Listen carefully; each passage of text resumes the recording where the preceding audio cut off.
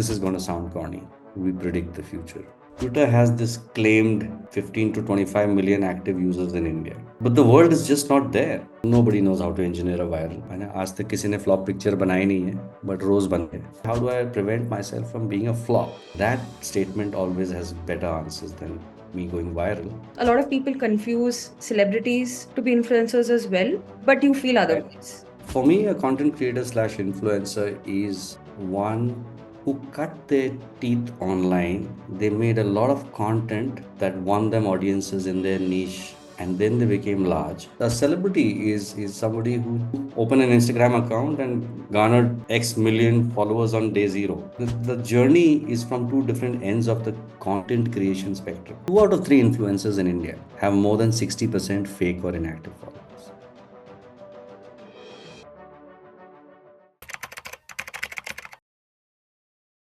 Welcome back to another episode of Thinkly Talks. I'm Aishwarya Iyer, and today we are diving into a topic that's been shaking the world of influencer marketing, which is the growing gap between brands, influencers, and the audience that they're actually trying to reach.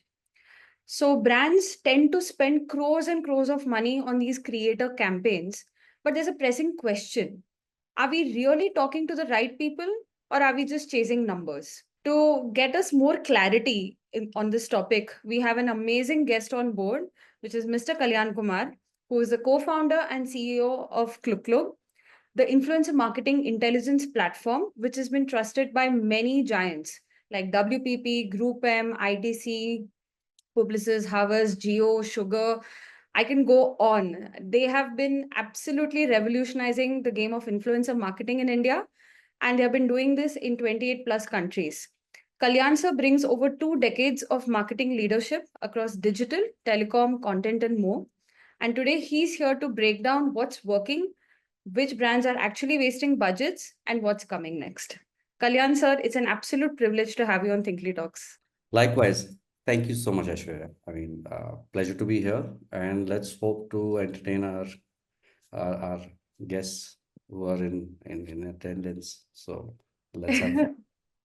Yeah. So, funnily enough, before we just went live, I had asked Kalyan sir that should I pronounce your company's name as KlugKlug or KlugKlug? What is the current pronunciation? And he said that he has a very interesting story to share with us on that. So, sir, what's the Okay. story? The story was I was literally held at gunpoint on a phone call by my co-founder. Ki, look, sir, our tech is working. We've been validated. I'm here to register the company. I need to enter a name online into the registry. And I'm like, hey, this is not how you name your company, but let me have a go. And normally tech firms, SaaS firms tend to go with an alpha, theta, epsilon, beta, or a Acculence, Agilence, Accenture, something like that. But we thought, or rather, I thought that, hey, let me just sidestep this whole conversation. And I went to the almighty Google Translate. Okay. And then I said, okay, sidestepping, let's pick a random language, German. Mm, And then, I couldn't go with young and spunky, though my co-founder would have insisted. And I typed wise and clever in English. And one of the translations was KLUG, Klug in German. It's okay. called KlugKlug. Most of the world calls us KlugKlug. But no firm was about having a domain name in their name. So we said Klug.com is not available. So my co-founder Vaibhav came up with the idea that, hey, sir, how about like DuckDuckGo, we also become KlugKlug. I said, let's close it. It's done. That's it. No company was built on its name. But that's how we became KlugKlug. Uh, Hmm. and there's a dad joke that follows on this because I am known by most of my colleagues, friends, people in the industry, and otherwise as KK. So Oh. somebody then said, ki, hey, you are a very narcissistic guy. You've named your firm as another KK. So I hadn't noticed. Thank you for pointing it out. But the dad joke to end it all is earlier I was 2K, now I'm 4K high def. Yes. That's cute. Yeah, I mean, I'm a personal fan of dad jokes myself, so I approve. So, thank you. I'm a See, recent look, arrival it on the has dad joke. that So quality. It has that quality. thank you for rubbing it in a nice way. It's a fun word. I Yeah. mean, if like you said, rather than going for something which is a bit professional or a bit more standard or boring, you just decided to, do something fun, even though it was born accidentally. It's Yeah. fun to say. I've Yeah. actually started a conference where I was a speaker where I thought it's 4 p.m. I need to talk about this problem in influencer marketing. And I know they're all going to be very sleepy as conferences tend to get. So I started with this joke. Okay, look, I can see a massive word cloud above all your heads. Okay, what the hell is KlugKlug or KlugKlug? And then I went forth with this. So yeah, it was fun. They all got up, some laughed, and I said, then the others were wondering why people laughing, and then they started listening, and that worked because I had 5 minutes and I took 3 minutes to do this, but because I only needed 2 minutes for the rest. Hmm. But anyway, let's dive into the travails of influencer marketing. Yes. And, again, like influencers have, overtaken the content landscape. I feel in the last 5 years, especially lockdown was a big motivator for people to, join the likes of TikTok or Insta or, YouTube also. I mean, YouTubers have been around for a long time, but the short form content really exploded. And That's content creation, now people view it as a viable career option. It's not something brushed off as, oh, passion project, oh, they make videos or they dance and do something. It's like, okay, there are brands, there are sponsors, there are people, there's a full ecosystem that's been bubbling for so long. But yeah. I just want to actually go back to the roots, and I want to ask the question, who exactly is an influencer? Like you mentioned that a lot of people confuse celebrities to be influencers as well, Right. especially since the term has come up, but you feel I, otherwise. I do feel otherwise strongly, and yet there's always a spectrum and minor overlaps. But for me, a content creator slash influencer is one who cut their teeth online. They made a lot of content that won them audiences in their niche, and then they became large and kept getting bigger.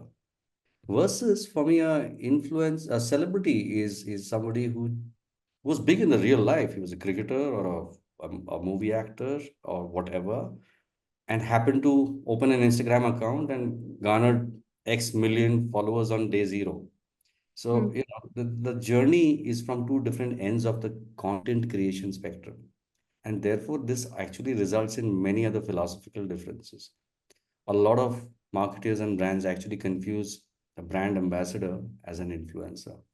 One is a visibility driver, brand fitment. The other is an advocate who says, "Hey, listen, I have something to say about something that you could possibly believe because my credibility quotient is high." And just to top that up, if you remember, I think Virat Kohli used to promote fast track and all sorts of things. Oh, yeah. You know, yeah, but nobody believed that Virat Kohli was going to wear fast track clothes, right? I mean, even if it was thrusted on him for a while, he'd be wearing the choicest brands or whatever. Or Amitabh Bachchan would never drive a Versa or the Eco, and he wouldn't light up a cycle chap agarbatti at home either. He'd Yeah. probably get some fancy stuff. So we're saying, look, visibility brand fitments are good. So that's the thing that, hey, influencer marketing has the answer in itself, which is about influence. Influence is about credibility. And just to stay on that topic, it's barring a few categories. For example, let's say your Lakme or your anything that's skin deep, that's about beauty or fashion, you need to drive cool. In which case, one or two big influences could be really celebrities. Um, but really, the adoption comes and the believability and credibility comes from influencers who are actual content creators. So I don't know if you've heard of the hot crazy graph from How I Met Your Mother. So I have another version. Yeah. Yeah. I'm saying in influencers, what if you drew an axis for credibility and one for their size? You'll Mhm. actually see a inverse correlation, which is the bigger you are, the less likely your followers are going to believe that you Mm. actually use that product that you're talking about, especially as a celebrity. So this just nuancing it two levels down. That's interesting. And like you said, there are obviously celebrities who endorse products, but you are left to question, do they actually use them? And in the beauty space, I feel like I've questioned it a lot with Janvi Kapoor, who has been the face of Nykaa for the longest time. Right. Bec- I just feel like, okay, I mean, obviously, you have appeared in so many ads, and I open the app and the first picture I see is you. But then, Hmm. do they actually use it or not? Again, the question is, Janvi may not be at the same stardom level as a Shahrukh or as a Right. Hrithik. So where does that leave her? I mean, she's Good. on the cusp of both. Both. So look, this is a good point. So I was talking about the spectrum. You cross over from the other. In fact, at some point, as a big influencer, you may cross over to the silver screen or the third screen, and you may become a celebrity. And there are many cases of that where you're now larger than life than just your digital presence. So that Mhm. can happen. And therefore, Janvi Kapoor would be a good example of saying, hey, look, I do a bit of both and I do significantly good on both because Yeah. beauty as a category, like I said, is skin deep, which means it needs to drive cool. I need, hey, this is cool, this is trending, and therefore an influencer in a certain category could still be relevant, still being large, but versus something that has high involvement. So Janvi Kapoor may be really good with certain kinds of clothes and fashion versus somebody else may be much better at saying, look, this is good for my skin and acne. So where do you need more involvement versus where do you need more just visibility? Having said that, always remember the bigger you are, the lower your engagement rate. Yeah. So it's like I may have 200 million followers, but less than most likely 0.7% are ever going to organically see your content versus an influencer could have a 3, 4, 5, 10, 15% engagement rate, which is you're speaking to more people in the real world more convincingly. Yeah. That's, I think, primarily why so many brands have, consistently rethought their entire influencer marketing game. Because Yeah, traditionally it was just, like you said, like a face or like a brand endorsement, a brand ambassador, or maybe an advocate at best. So yeah, influencers bring that relatability magic. They're more in touch with their community. Their community is close knit, yeah, at a certain level. And also, brands find it easier to maybe, afford a content creator also in yeah, terms of monetary expenses, because not everyone can go for an Amitabh, but you can yeah. split the whatever budget you have and maybe go for like 5 macro, 5 nano, and just kind of have this nice combination of visibility and Yeah. engagement going on. Yeah. Thank you for saying that. In fact, I have a cascade that I call like a pyramid, which is to say, maybe if you're a large brand, even if you're a large brand, first question to ask is, what is the role of influencer marketing in my marketing mix? What is the role of TV versus print versus media versus digital versus the subsets of digital? And digital has become massive. It's almost 50% of your spends for many brands now. Yeah. Uh, so therefore, and if you say that, look, I will use influencers in this context to drive credibility, advocacy, adoption. Consideration is my key driver here. Then we say that, look, even then, I still need to use the spectrum of influencers. So the largest, a celebrity in the top is an awareness builder. The Mhm. macros start becoming awareness and credibility drivers to an extent. The micros and nanos become credibility drivers, and nanos become engagement drivers and conversation builders. And the mathematics, as you said, is spot on. Let's talk about the Twitter world. A couple of years ago, I think Deepika would have charged 25 lakhs for a tweet. You could have painted Twitter red with that kind of money for the whole day and for the week, maybe, by Mhm. using entirely different sort of people who would trend you and talk to you and get a lot more conversation going. And actually, your numbers effectively would land up much more in a real world with real people. So its cost per impression per view would actually be cheaper with the right mix of nanos and micros. So you say that, look, I can take a campaign and trigger it with a celebrity or a mega influencer, forget celebrity, Yeah. you know, and but rely on the smaller, long tail, sustained, convincing advocacy bit. And the maths is actually very clear on this, on any given thing, especially when you bring in the monies involved. Mm. Yeah. And also it lasts longer. Plus, the other thing, sorry, I'm getting ahead of your questions, No. i- there was a lot of fascination and lingering hangover about Twitter. Hmm. And again, the maths just doesn't add up. Twitter has this claimed 15 to 25 million active users in India. It may be very good for politics and hotshot and entertainment, Bollywood, cricket, etc., and controversy.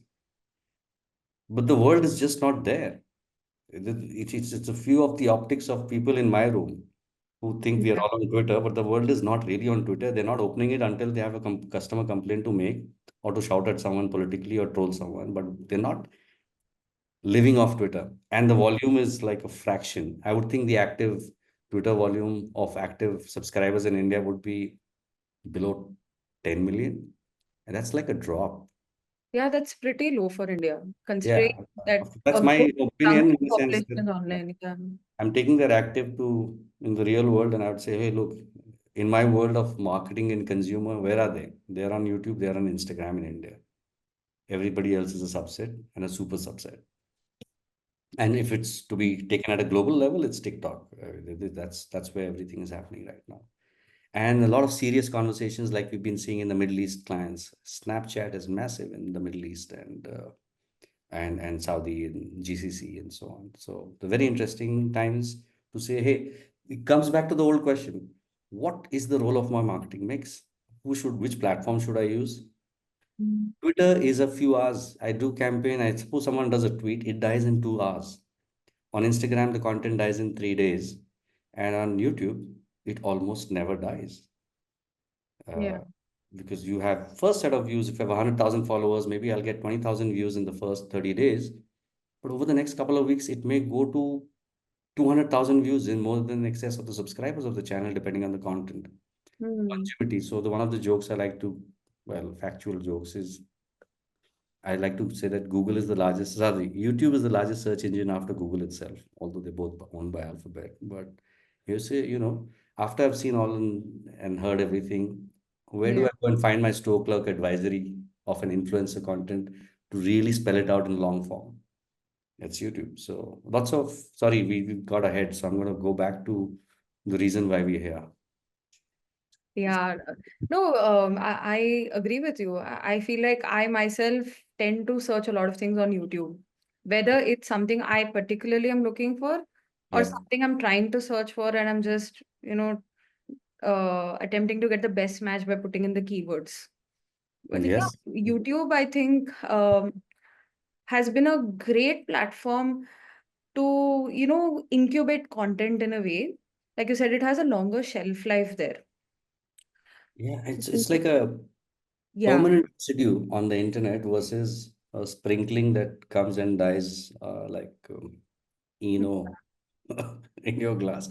Uh, One of the interesting things, a lot of really smart, hardworking brands and beauty brands. Mm-hmm. In fact, there's a brand like one of the larger e-commerce players, Purple.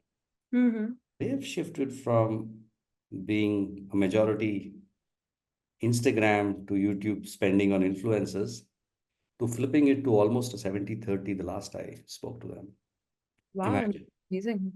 It's crazy. They're saying, look, we have ROI, attribution, life, longevity, and content that's constantly searchable, and it's showing in our numbers.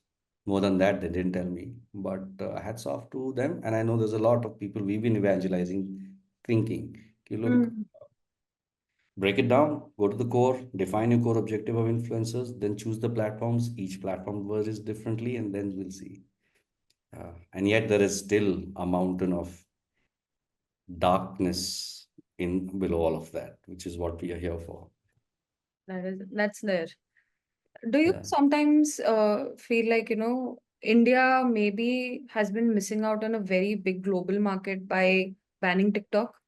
And now that TikTok itself is finding itself in hot waters, in the US, there's a big legal battle going on for the last, Yep.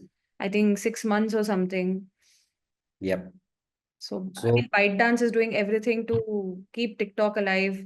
Americans had a meltdown when TikTok was banned for a day. they So, had a meltdown. The world had a meltdown. It was like, yeah, I mean, So it was really funny for me personally to watch all of this or even read about it, because I feel like I'm in another remote corner of the world where I genuinely can't relate, because we don't have that to begin with, or we had for a very short amount of time and it's Yeah. forgotten.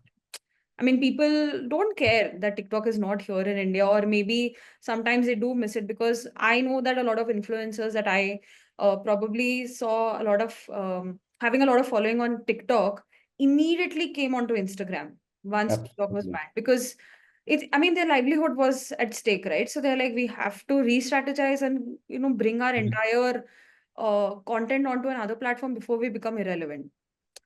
So that happened, and to your first question, Yeah. look, it's far more at a country level, at a political level, at a diplomacy level. So therefore, but I think the world has gone like ballistic on TikTok in Mm, markets like Indonesia, Southeast Asia, etc. In fact, the whole world, but anywhere outside India and wherever TikTok is banned. And you have to hand it to TikTok. They were the first ones to have democratized a content creator. You could be from, see, YouTube was the OG, etc. Then Instagram came and it became mm, a lot more. But then the features, the reels, the explorability that you could be having no followers, but you made some funny content, cringe or otherwise, and you suddenly have a billion views. mm, TikTok unleashed that algorithm and made everybody confident about making content without having production values or anything. It was no need for magnum opuses. And that has been then once, and that worked out very well for Meta because once TikTok was banned, what are you going to do? Okay, let's replicate. Reels is a Me Too from TikTok. yeah. And now YouTube has woken up to saying shorts and swipe up, and everyone's changing their format to short form content. Mm, Everybody knew short form content was winning, but the way TikTok energized that. So yes, we do have lost out because there's a lot of social commerce, etc., that's happening worldwide. It's happening on TikTok. Okay, uh, we are and we are doing with what we have mm. because when various countries are seeing various degrees of that. So a different longer topic, but yes, I think. Once everything is sorted, maybe it'll be good for us to be part of the larger ecosystem of the global content play platforms, and protect our interests accordingly. But that's a complicated discussion. But yes, have we lost out? I would say in some ways, yes. Since TikTok has, kind of revolutionized or democratized content creation, because we don't have that right now, and Mm. Instagram and YouTube are trying their best to replicate it. I feel like maybe that democratization aspect is not there as much, even though they're trying, because one thing that keeps popping up in conversations online or offline otherwise is, fake followers or bot Yeah. engagement, and so many brands are spending so much. The influencer marketing industry is valued at 1,800 crores here, and it's Mm. booming. I mean, and we are a Yes. young country. So, if I mean, is the audience really fake? Why are people pumping money behind fake engagement rather than going for authentic engagement? What's the scene there? Thank you. This is my favorite hobby house and topic. So first of all, look, I think the good news is brands are doubling down because they're obviously seeing some benefits. Mm. But they are not aware, not until let's say we came to the scene, at least from an India perspective, and now increasingly at a global level, of the problem with influencer marketing. See, if your brands are doubling down and spending thousands of crores, in fact, that 1,800 crore number has also, my projection is that it should be almost 3,500 crores by now. If Wow. it, yeah.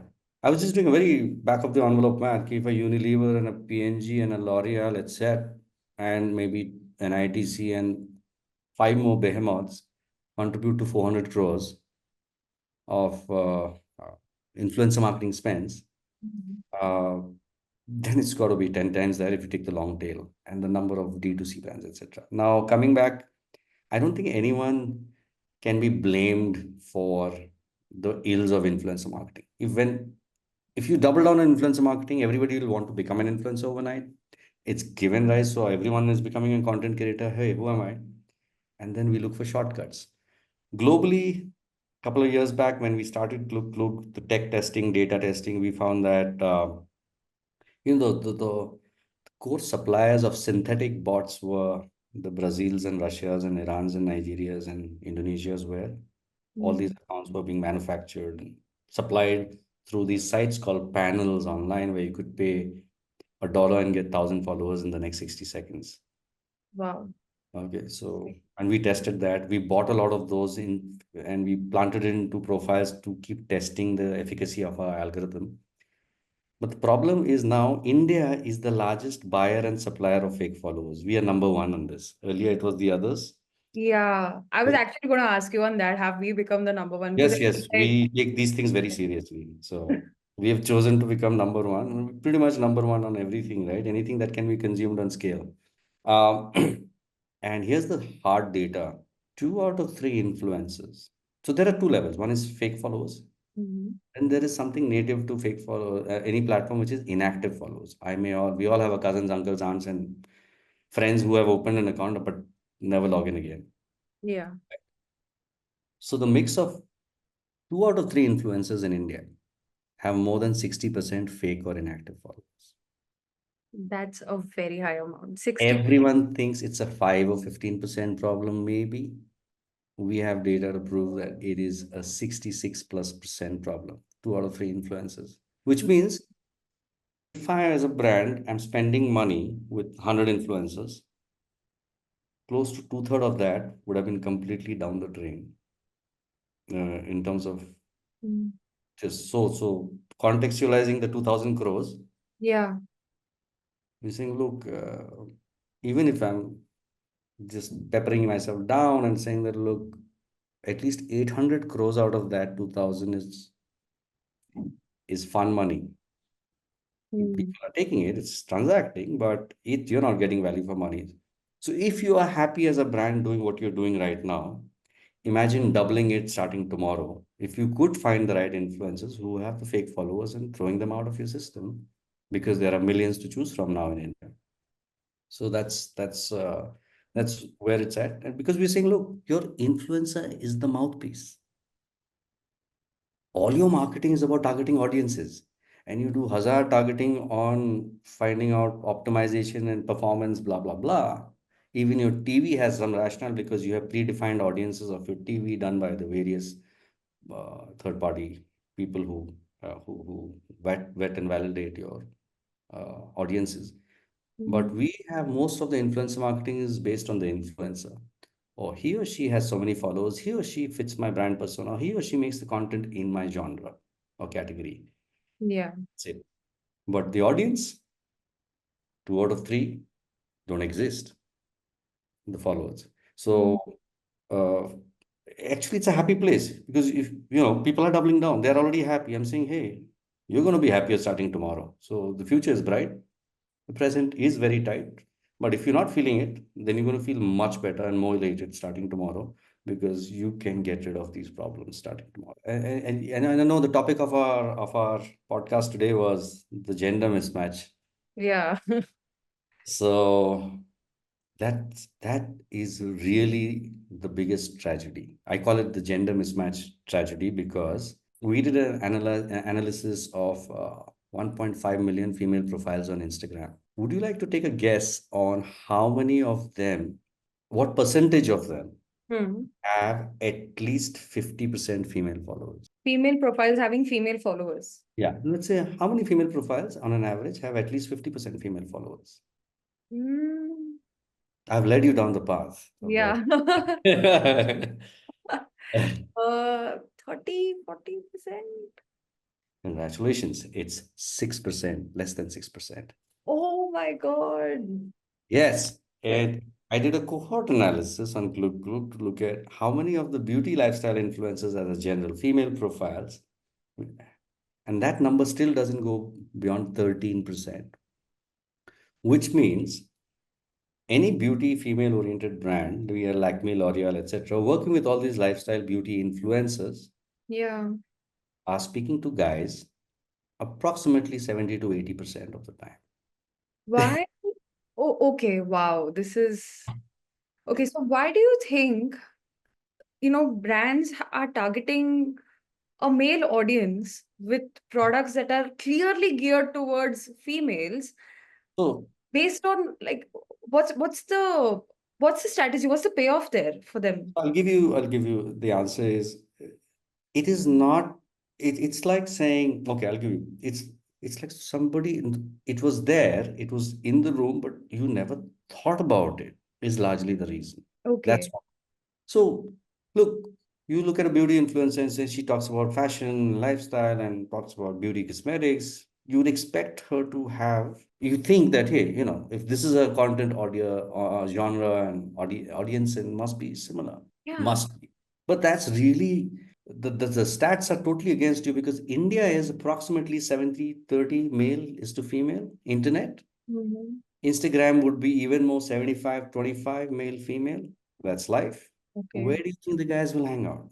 Irrespective of who does what kind of content. Because they are a majority, they'll turn out to be a majority. So a beauty lifestyle influencer has to really, is there a way that Mm. someone who's more feminine in her content appeal, who attracts more female audiences?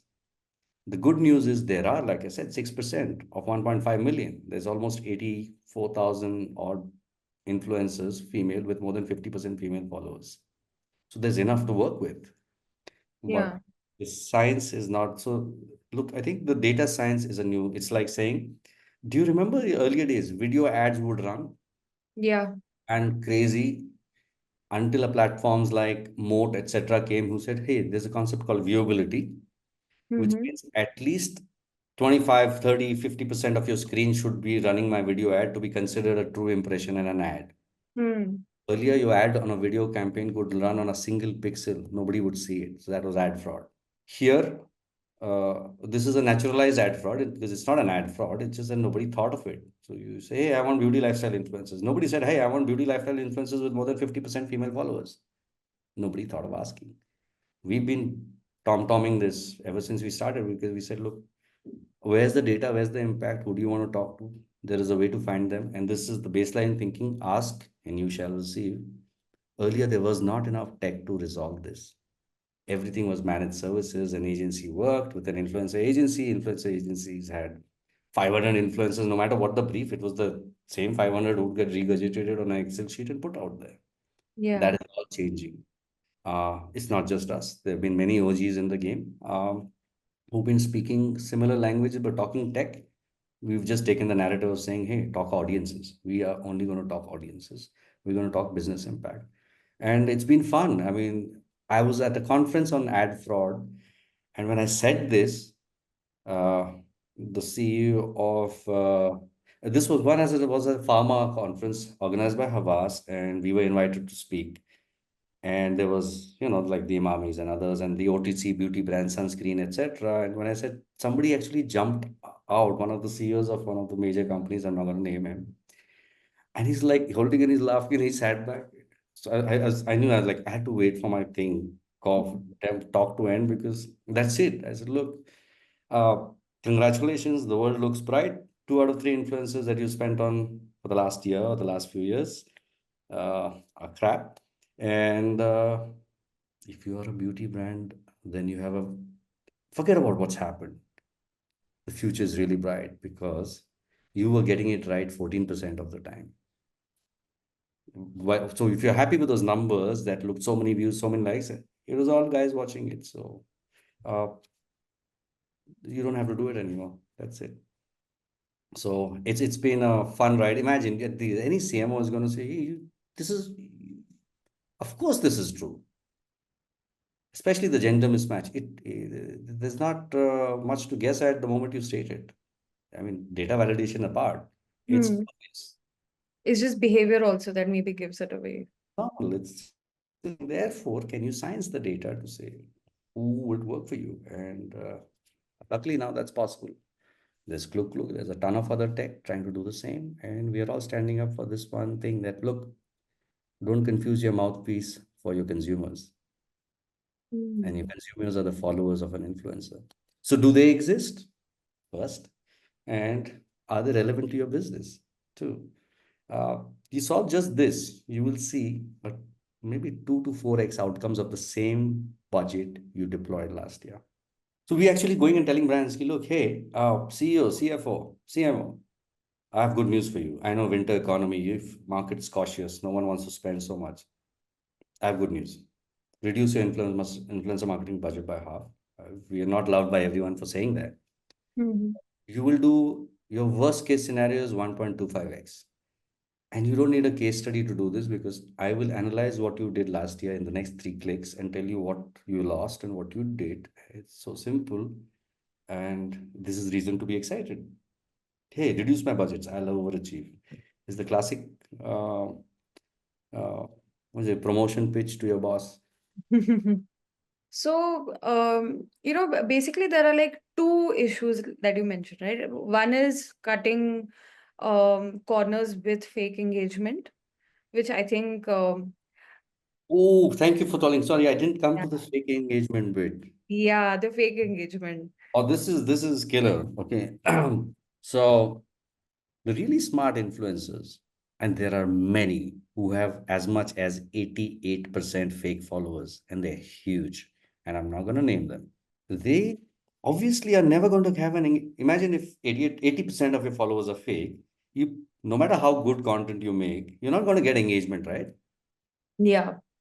Because those fake followers are not going to show up to like your content. But the good news is you can pay for it. Just like the sites that you can buy fake followers from, you can buy fake likes and fake comments. Mm. So, Yeah, the fake engagement is really high. so fake like, fake views, fake comments is rampant, and but not everyone is able to spend. So the bigger influencers, some of the who do all this are able to buy. It costs you if it costs you $1 to buy 1,000 followers, it Mhm. costs you 10 cents to get 1,000 likes. Wow, it's that cheap.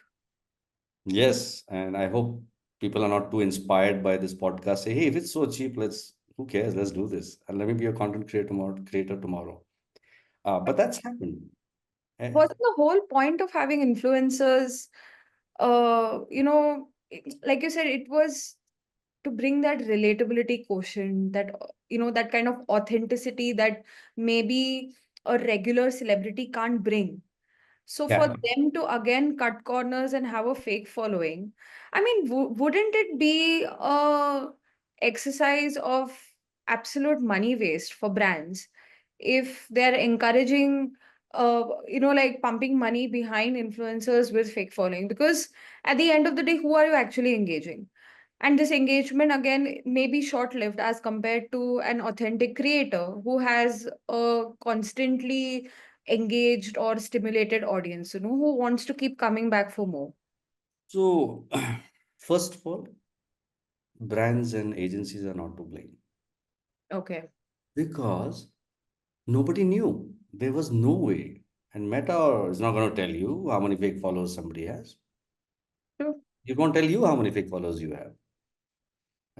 So we're saying that look, there's nobody, and this is moved, and it's very intelligent. So now there are two types of fake followers, Mm-hmm. at least, and it's getting harder to detect.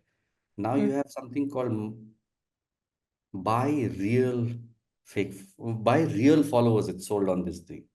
These are BPO like entities, click farms equivalent for influencers who maintain hundreds of, let's say, a family of five maintains 1,000 accounts, and they sit and wait as orders come in. They follow people and get their money, and they behave like real people. For each of these 500 profiles, 1,000 profiles, they create content and post the same thing, and they are again from all these countries. So our tech has studied these algorithms to say who's posting the same content on the similar profiles repetitively, who has location dissonance. Why is this Brazilian content creator of with 30 followers, Mm. content creator profile with 30 followers, Yeah. suddenly following all these Indian Bollywood actors? And why is this Indonesian following? And why this Nigerian following all these guys? So we're able to see location dissonance and content behavior, and these are called mass followers. So we Mm. are able to detect how many of your followers are following more than 1,500 to 15,000 followers people. We know that they're only following people for the money through whatever incentives. So these, it gets harder to detect. But coming back, therefore, it's not brands and agencies. It's just wherever money comes in, people Mm. find ways to game that. And that is it's inherent to every industry. In the past, even digital marketing, etc., you could get fake likes, fake views, fake think, fake traffic sites, traffic visits. So this is very natural. So you can't blame brands because they have only the numbers to look at, Yeah.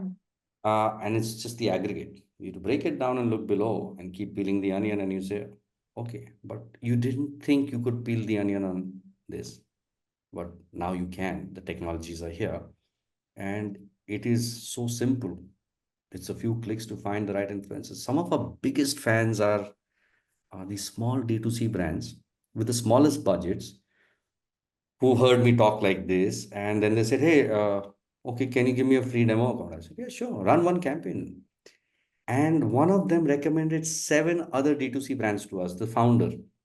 Speak to Wow. this one, speak to Bliss Club, flick the thing, they'll love you. And so we got a lot of word of mouth because guys who have less to spend are far more tight-fisted. And if you can unlock their efficiency by saying, hey, you see, you know what, the influencers you told us that would be bad, and we had deployed last time.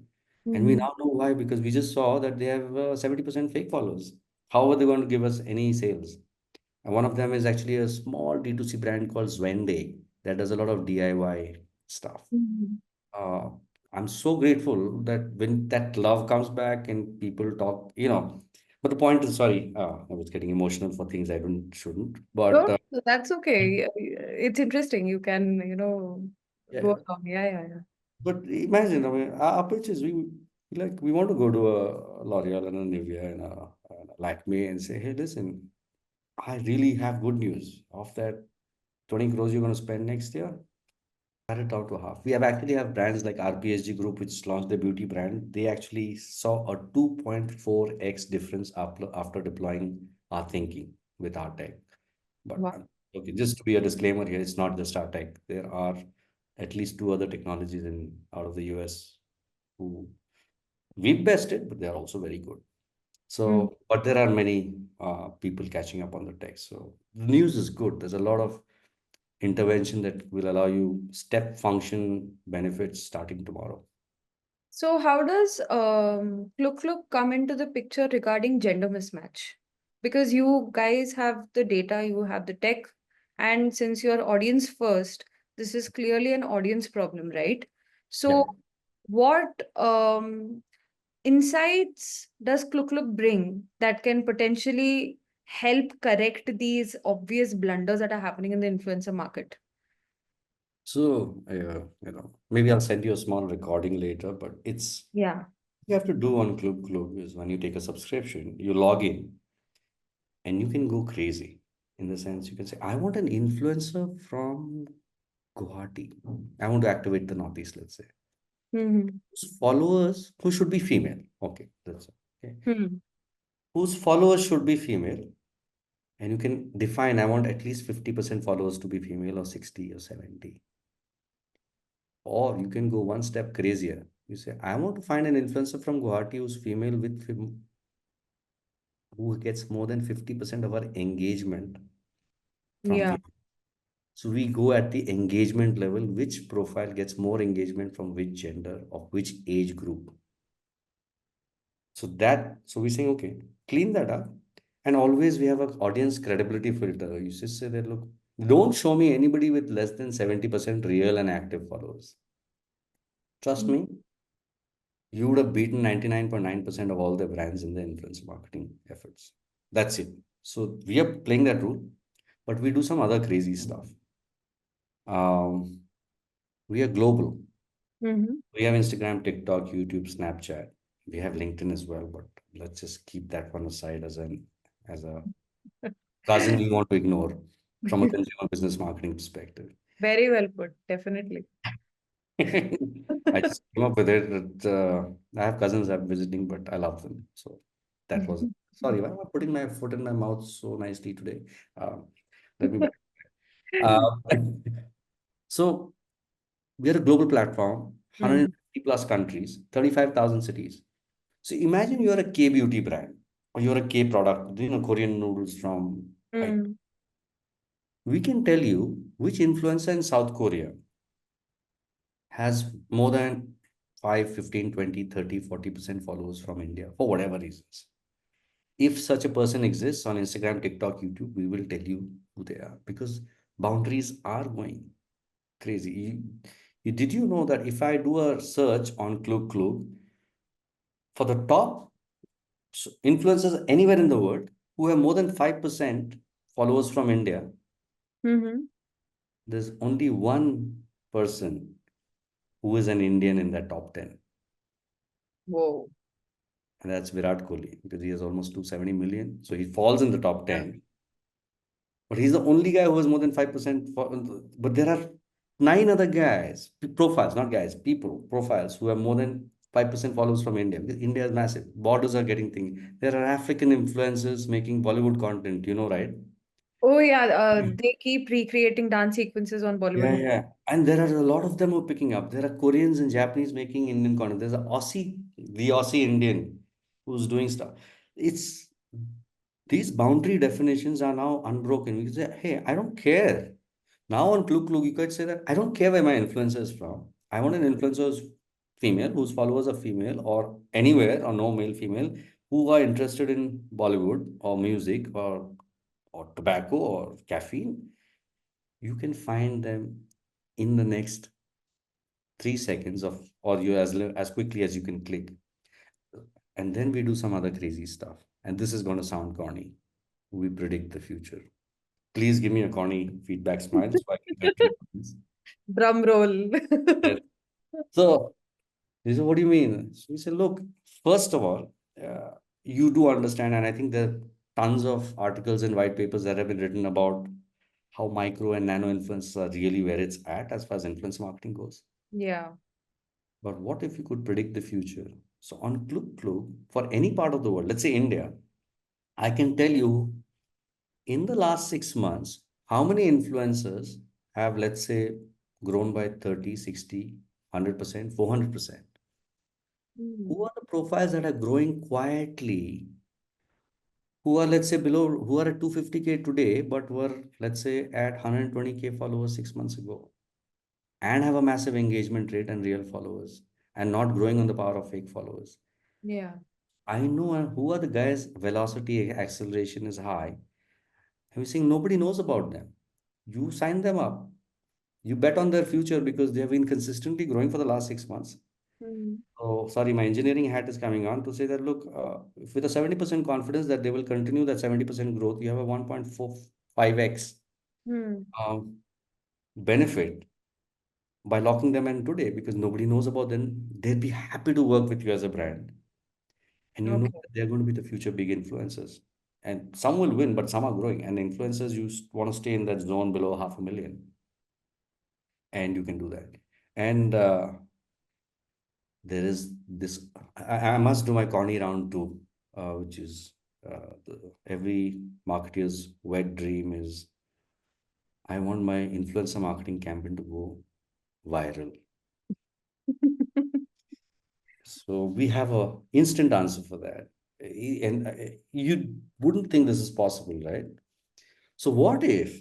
So you can go on KlugKlug and say, I want to find influencers in India who are male, female, who have interests in whatever you want, Mhm. who have real followers. And then you take a filter that says, hey, how many influencers are there below 50K followers who on an average get more than 50K views or 100K views? Hmm. Imagine having an ecosystem view on the whole influencer marketing ecosystem of 418 million profiles at a global level, and at India level, it's about 10 million on KlugKlug. And you know how each one is growing every month and who gets what average reel views or video views on YouTube or Instagram or TikTok. So imagine that's your viral. I'm going to take 100 of these, or I say, show me influencers below 10K who get more than 50K reel views. There Hmm. are many out there. So you just deploy your campaign with these guys who punch above their weight on a constant basis. That's your definition of a hardworking viral, which is that every time I did a campaign with Hmm. cumulative of 1 million followers of an influencer with 10 influencers or whatever, I'd get maybe 100,000 500,000 views. I'm guaranteeing you they will probably do 2 million views and your case cohort performance. So that's your definition of viral. You remember I was saying that Hmm. nobody knows how to engineer a viral, but and no, मैंने आज तक किसी ने flop picture बनाई नहीं है, but रोज बन गए. And therefore, the right way to phrase your problem statement as a brand or marketing entity is to say, how do I prevent myself from being a flop? And that statement always has better answers than me going viral. Hmm. And there's data and prediction analysis to use historical data to make future predictions, which is so easy. We made it easy, but we made the thinking easy. We have many other scary Basically, features, but I don't want to yeah. bore you with features. Uh, You're basically reconciled numbers and engagement, right? Because I feel like when you say the word viral, अरे ये तो viral हो गया, or hmm, this is such a big campaign, the first thing that people look for is numbers. How many hmm, views, how many likes, how many shares, how many comments, right? And engagement in its truest sense, or I mean, you can't quantify how much a particular campaign speaks to you, or how, like, what's the depth that it has reached when it strikes a chord. So that's like an intangible metric for you there, but you're right. somehow still trying to balance Numbers. authenticity with numbers, saying that, with the right people and the right fit, you can justify your spends, you can justify your journey, you can justify your goals, essentially. Absolutely. And Yeah. we have validation of that at a global level, at an India level, tons of clients. In fact, I was telling about the small D2C brand. We do this to all the big brands as well. I say, if you like us so much, please call up five of your CMO friends and just tell them to give us half an hour of their time. Although we just need 5 minutes normally. Because That's it's so crazy. provocative, right? Like you're saying, Yeah. look, I will improve your influencer marketing by 60%. It's like being disrespectful at our end. But we're saying, look, it's not your fault, it's nobody's fault, it's just endemic to the industry. But Hmm. after you've heard us, it would be a crime to continue doing any influence marketing Hmm. without deploying some tech. Forget KlugKlug. That helps you answer those questions with legitimacy. Yeah. So yeah, it's fun. So I normally enjoy every demo, and I've done like more than 1,600 demos in the last 3 years. Wow. That's a lot.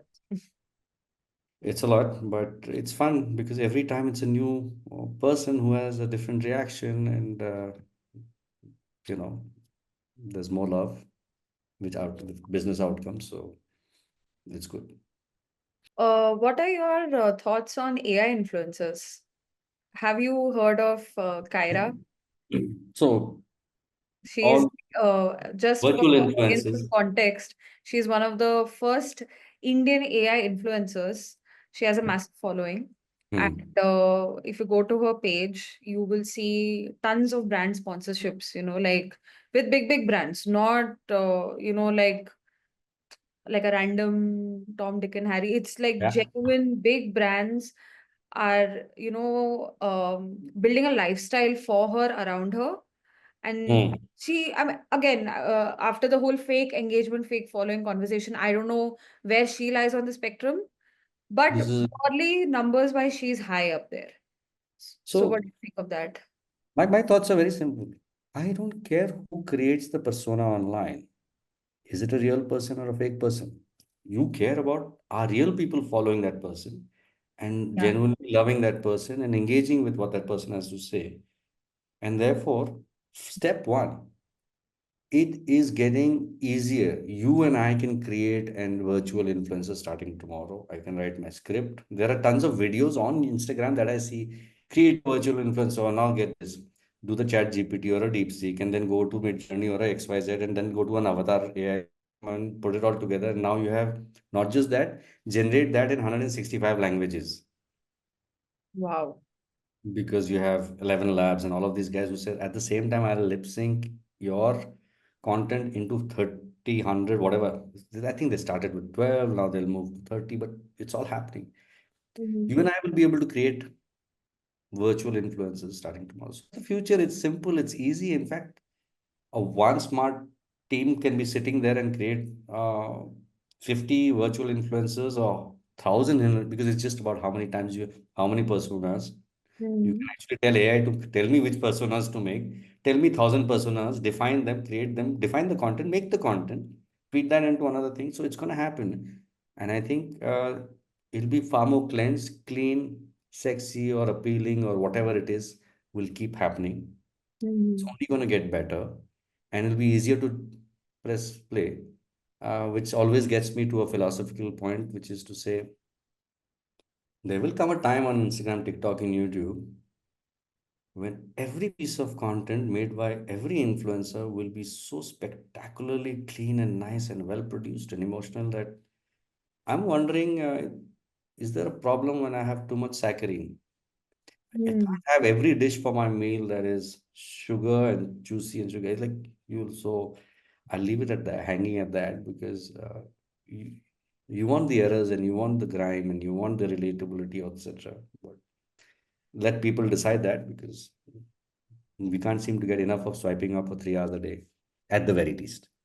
Yeah, I guess that makes sense because AI again, has crept up everywhere. It's become common parlance at this point. AI was like a very niche word. It's like, it's thrown around everywhere. People are hopping onto AI, whether there's like whatever for a trend, whether there's real potential that they see or a Yeah. solution that they can devise. But I guess, yeah, I mean, if audience first is the approach that we should be having, on whatever level, it doesn't matter who the creator is. Right. It doesn't. And Yeah. your creator must fit your brand's genre and any other consideration from a brand nuance. But as long as the audiences are there, I don't care. And this answers already existed. There's so many meme pages and content pages and Ganji Chudail, etc. Is the barely even a influencer, right? It's just a content page that makes funky content. Yeah. And there are brands coming in and thing. So, where there are audiences, there will be brands, and that's how it should be because you care about the audiences. Um, so yeah, more power to that. And frankly, you might have noticed until you raised the question, I never use the word AI because I think all Mm. marketers, all of us have heard so much AI in a hyperbole. Yeah. It's almost, and now to your point, it's so common and commonplace. I don't think we should be using that word in our conversation. Just drive home the business impact discussion you're having. Because the moment I hear AI from somebody's asked me, so what part of your platform has AI? I was like, okay, pretty much all of it, in the sense machine learning is how we make predictions on data of everything, and that's a Mhm. subset of AI. And we don't do creative images yet, but you can fix in an API and get whatever you want. Mhm. But so another thing KlugKlug does is we come up with a new feature that says, so let's say I go to Aishwarya's profile and Mhm. I see all the content you've shared. I see your followers and I see what kind of content they like and engage with and what content they made on their timeline. Okay. I can tell Aishwarya that, hey, you know that you make content around travel and food, and but 43% of your followers have a very high propensity towards travel and food. But by the way, 18% of your followers are actually into photography. 24% of your followers have talked about wedding content. So you Mhm.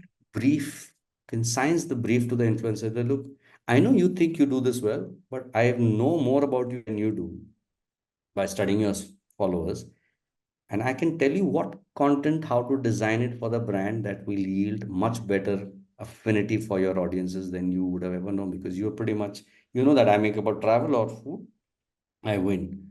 But what if I told you, hey, what about you say that I'm going to a destination wedding because 24% of your followers have a 3x affinity to wedding content and you Hmm. add that in. So we're bringing all that and we allow you to snoop like crazy, which means I'm L'Oreal and I want to see Lakme. What have they done for the last 90 days? How many influencers did they deploy in the public space with who got what engagement, who was good, who was bad, who was fake?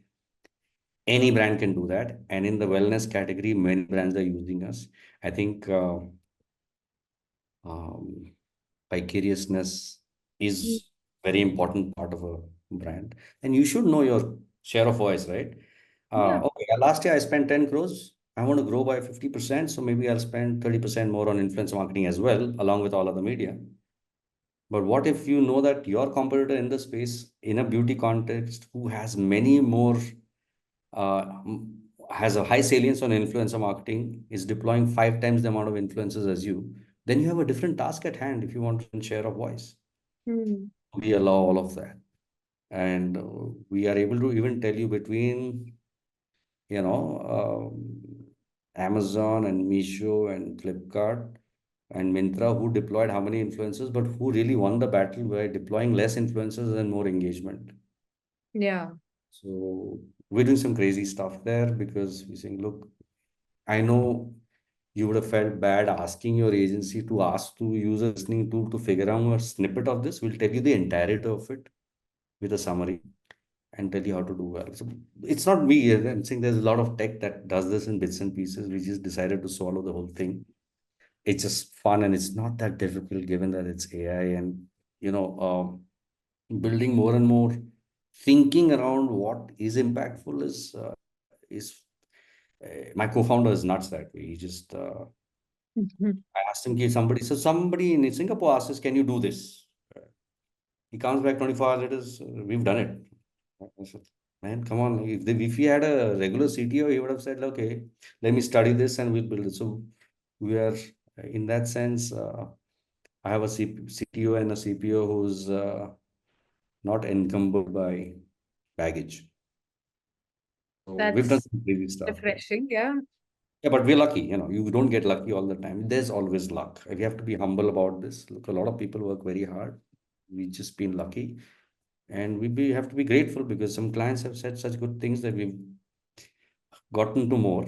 And we're really thankful to the media because, sorry, this sounds like an Oscar award speech, but they've been really loving this stuff we've been saying and they're tight. Otherwise, you don't get a seat at the table. But sorry, less about me.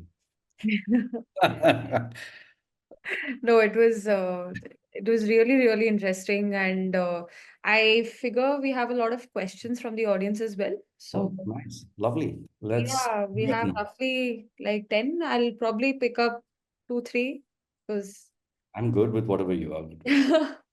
yeah, just one person has asked, is checking engagement the only way to figure out if influencers have paid followers? No, I 100% no. So first of all, uh, uh, okay, let me backtrack on that question. Mm-hmm. Fake followers and fake engagement are two different things. On a platform like KlugKlug, we are able to tell you how many exactly followers of yours base, of an influencer's base, are real and how many are fake, Mm-hmm. and how many are inactive. So you don't need to look at engagement to start with. There's a lot of influencers, and I'll just flip this, have been dormant for a while, have not been making good content. The engagement rate is not dependent on only how many real or fake followers are there. It's also on the kind of content. Okay. So, uh, so first of all, the statement is it's kind of in the right direction, but it's incorrect. So what we should say is your fake followers is your hygiene that you remove. The other thing then you have to check for, which gets harder, is to say how much of the engagement is fake. Hmm. Many influencers are suddenly so, and I wish I could show this on the platform, but you can actually see that this influencer has got followers from India, but suddenly inactive accounts, synthetic bots are liking their content, and you can see engagement data on Hmm. KlugKlug of an influencer. In fact, we are the only tech in the world that shows engages data. So suddenly, an influencer from India has got likes from Brazil, Russia, Iran, Nigeria, Indonesia, and Japan. You know that this guy is having fun. So, no, engagement is one of your parameters, but before that, the hygiene testing on platforms and technologies worldwide can tell you how many are fake. And KlugKlug, of course, I want to be foremost, but uh, engagement needn't correlate with fake followers. Having said that, in general, it makes sense. And I made that statement that look, fake followers, if you have more fake followers, you're likely not going to get proportionately high engagement. But then there's fake engagement to deal with. So all of this gets hard to track Hmm. unless you use tech. I hope I made sense. Okay. We have another question, which is how does influencer marketing play out in the B2B space? Good question. So, I haven't. And remember, we talked about that cousin we didn't want to talk to called LinkedIn. Uh, The neglected cousin. so look, B2B space, and with let's say KlugKlug is a B2B product, right? It's got nothing to Yeah. do. It's me. It's one entity tech firm working with brands. So an influencer is important. You need voices out there who vouch for your product, who are credible, extremely credible, even more in a B2B environment because you're giving a service or a tech or a product or a mass managed service. Mhm. Somebody came up with that word, marketing as a service. Like, oh, mass, what's that? I don't know. Have you heard of it? Marketing as a service, yes. I mean, I I didn't know SaaS, so mass. That was okay. the version I saw. I was like, whoa, okay, fun. Sorry. There are new terms B2B every day, honestly speaking. It's getting hard to catch up. yeah, but let me address that question. B2B influencer marketing can work. It depends on your category, but you Mm. have to be even more choosy. Because when you look at typical social media profiles, let's say talking about YouTube, Instagram, TikTok, these are consumers who are largely following everybody. Hmm. What is the likelihood of a CIO or a CXO following an influencer? It's always going to be a micro percentage. So if I am Ankur Wariku, but I have 10 million followers, I don't know about that, but I'm just saying. Yeah. You know that 99.99,000, sorry, 998,000, like basically shy of 5,000 to 10,000 CXOs. All the others will be consumers as general. But Hmm. your entire lens on business customer acquisition metrics changes. You spend at a conference, you spend 10 lakhs, you get one client, you have ROI because that business deal is going to be for, let's say, a crore. So you have to decide, are there people? Yes, they are. In which platforms? The trick, and we've seen this in B2B environments, some people have used KlugKlug for this, is really credible people in the industry who could be your influencer do not come, cannot be bought for money. They will either love your product. So if I had Mr. Lloyd Matthias, was the VP marketing of Pepsi 20 years ago, Hmm. I want to say good things about your brand for the money you will pay him or any, or you can't go to certain people and say, look, their currency is credibility. So if they love your product, they'll say. So it gets trickier. For a brand, it's easy. Hey, here's 10,000 bucks. Post my content here. It's nice. I'm Lakme or I'm a toothpaste, Pepsodent or what have you, and you get written about. Hmm. B2B gets tricky. So you have to think through what metrics, what numbers, what cost of acquisition, with what minimal audiences in the social media will yield me 5 CXOs or 40 CXOs who are relevant to my conversation in a B2B environment. By the way, So, sorry, go ahead. would you say that for a B2B space, the strategy for influencers would be credibility over visibility or Credibility and extreme following? niche. Yeah. Yeah. Over, you would say forget following. Absolutely. Extreme niche. But this guy, because you look, if I'm a nutritionist or let's say I'm a parenting coach, I'll have much smaller influences than a celebrity parent who also talks about parenting. Yeah. Because out of them, 70% of them of a celebrity mom will be guys, and the remaining will anyway, and 90% of them will be people between 18 to 35 with a very low incidence of parents. Mm. So you have to decide that look at niche who are talking about business, careers, things in your context. If you're a crypto thing, of course it's consumer, but if you're a tech firm, and who can I speak to? The one thing that I've seen is to step outside of the Hmm. influencer thinking to start with, and again question why influencer marketing, question why not PR. Uh, we Yeah. use PR. We say, look, speak to people, speak to journals, engage with them. They are your true in the business columns of the leading publications. and tell them this is the fantastic problem. We're solving a problem and we have solved it, and build testimonials, etc. So I'm sorry not to be prescriptive here. The answer is there can be answers. And yet there is a fun answer I have on KlugKlug. There was a SaaS platform, another SaaS platform, that had a solution for photographers, and they wanted to target photographers in the US. Mhm. And we had a database of on KlugKlug. If you type, find me influencers in US who have written the word photographer in that bio, and that number I think was in excess of 80,000. Wow. So they could use KlugKlug as a lead gen platform. For I said, why you don't need to find an influencer. I'll tell you whoever's written the word photographer in their bio in the US, in Instagram, TikTok, or YouTube. And you can click a button to say how many phone numbers or email IDs are also captured in KlugKlug, and you're done. So there are answers, but it's that one worked out. Most Mm. cases it won't. Like, the CEO of the CTO of Infosys is the Instagram is not where to find him. Got it. One last question. Can influencer marketing help small startups go viral, or is it only reserved for big players? Thank you. First of all, influencer marketing is actually being done sharper, better, finer, optimized by the smaller brands, mid-size, growing. With great scale of every brand comes great wastage. Okay, the bigger you are, the less efficient you are. That's your straight up answer. Unless you're doing performance marketing, then you use the power of money to double down on making asks of platforms, partners, agencies to say, I want a outcome. But therefore, back to your answer. It is not the mainstay of big brands. Big brands are doing it in a largely spray and pray model until we get to them, of course. Yeah. Mhm. But smaller brands are using it. But your goal should not be, well, you can always put yourself a stiff ask. Say, I want to go viral, but you don't want to go viral. Virality is a magic box. If I knew how to go viral, I'd have an office as large as Facebook or Google or whoever does, but nobody does. So Yeah. virality is not your reliance.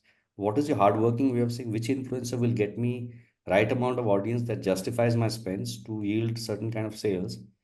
And that you learn. Virality is not, there is no magic pill for virality. However, I showed you one way that you could find influencers who shoot above their weight, but is it relevant to your business? Mm.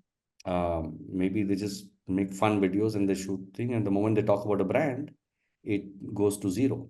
Oh, by the way, that's the other fun thing on KlugKlug. We can tell you that when an influencer, let's say a very good influencer, who has a massive engagement rate of 10%, that's Mm. really high. That's almost 3x of the benchmark of 3%. Yeah. The moment they talk about a brand, let's say they're talking about fun content, she's talking about her travels, or he's talking about XYZ. The moment they talk about the brand, any brand, the engagement falls to about 40% for a good influencer, not even bad influencer. And it falls to 10% of their organic engagement rate when they talk about a brand. For the Whoa. ones who are fatigued. Because the bigger influencers in India, the macros and the more famous macros and micros, they have done so many campaigns that their followers, the moment they see the branded post, they just swipe up. We can make this prediction as well. Look, you're not going to get 10% engagement rate. You're going to get 1/10 of that. Drop this. It's fatigued influencer. Fatigued influencers are what are peddled and dished around by most partners and agencies because that's what you can do manually. So yes, we are making life hard for everyone, but for the right reasons. Like, find the influencers who are de-fatigued, who make good content, who have authentic audiences relevant to my brand, Mhm. and I would warn against targeting an objective of virality. That's really interesting. And I actually like the fact that, KlugKlug is essentially disrupting the industry in a good way. You're trying to establish a benchmark of transparency, trying to kickstart conversations, like I said, having the audience first in mind, because Yeah. everyone forgets that, whether a brand or a person or a product, eventually it exists to please the audience or to get certain consumers on board. So if you're not having all the puzzle pieces together in the right place, it's not going to work out. So yeah, I think KlugKlug is doing a fantastic job and quantifying this kind of data and giving insights to people actually, forces you to come out of your comfort zone, Yeah. forces you to change your thinking, which is what is needed. Like you said, I like the word fatigued influencers. That's what we need. Mm. Because even the audience is fatigued. Fatigued Yes. influencers eventually, I mean, it's like a ripple effect, right? They pass that energy on to their audience as well. And like you said, they just swipe up the moment Yeah. they recognize those regular patterns, like, हाँ ठीक है, हो गया है. I'll move But on. it is like I have got blind spot for my ads that come up on my web pages. The moment I see an ad, I almost don't know what ads I see anymore. So Yeah. same with an influencer. If you talked about a brand too often and if you've done it too many times in the last 1 year, wait it out. Skip it. Skip that person. So yeah, I think authenticity is always in need, I feel. And social media has become a very complex cornucopia of things. So KlugKlug is essentially trying to kind of organize it in a way Yeah, which is with people. we're just shining a bright light to say, look, there's room, light of the audience, light of your competition. Look at everything and do things with your eyes open. I'm really happy for your FOMO-led growth so far. Yeah. Stop and look at it again, restart. You will see benefits because even without the tech, these questions beg an answer, and now there's Yeah. answers.